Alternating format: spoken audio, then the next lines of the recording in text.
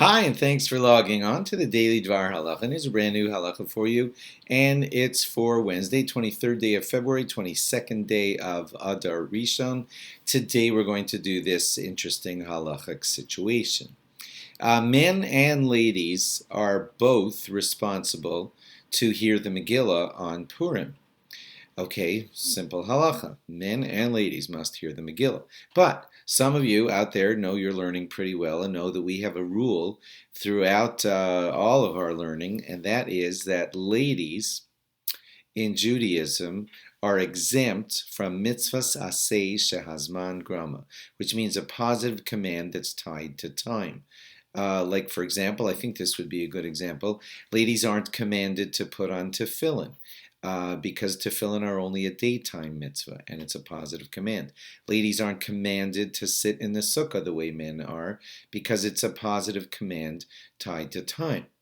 Probably a lot of you knew that. But anyway, well, the question is that it applies to Megillah too, seemingly, because the Megillah is a positive command. It's not a negative command, right? Like don't eat pork. It's a positive command. And it of course, is a time-bound command because it only happens on Purim. Duh. So it's a mitzvah saseh shazman grama. And if women are exempt from time-bound positive commands, then why are women expected to hear the Megillah? So this is discussed in the Gemara, and Rabbi Yeshua ben Levi says that the reason is because afhein hayu ba'oso hanes. Ladies also were part of that miracle. Since they were part of that miracle, therefore they need to hear the Megillah. That's what the Gemara says. The question is, we're going to go a little deeper here and find out what that really means. They were also part of the miracle. The Rashbam says that the meaning in that is, this is in Psachim, on Daf Kuf Ches Amud Beis, that's 108b. There the Rashbam says that when it says Afhein Hayu Ba'osa Anes, they too were involved in the miracle, it's referring to Esther. Esther was involved. A major component of the whole story is Esther, the queen. Without her, things would have been drastically different. And since Esther, a lady, was involved in the miracle, so we say ladies were involved in the miracle, and therefore ladies have to hear the Megillah.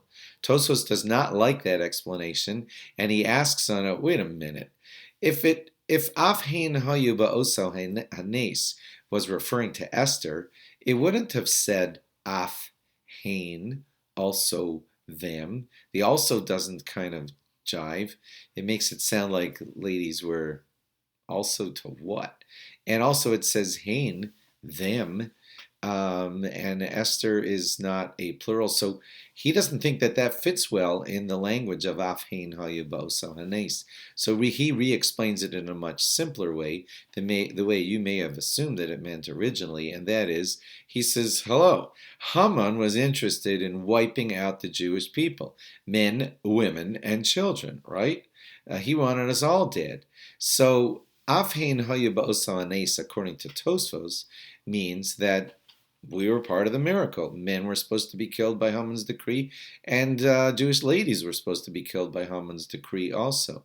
And so the great miracle of Purim happened, and we were all saved, men and women, and therefore we are all involved in the miracle, and therefore men and women, regardless of the other rules that we've said here in our 3-4 minutes, but all men and women who are Jewish were involved in the miracle, and therefore all of them must hear the Megillah. Hope that all made sense. Thanks for logging on. Log on again tomorrow for more. Bye-bye.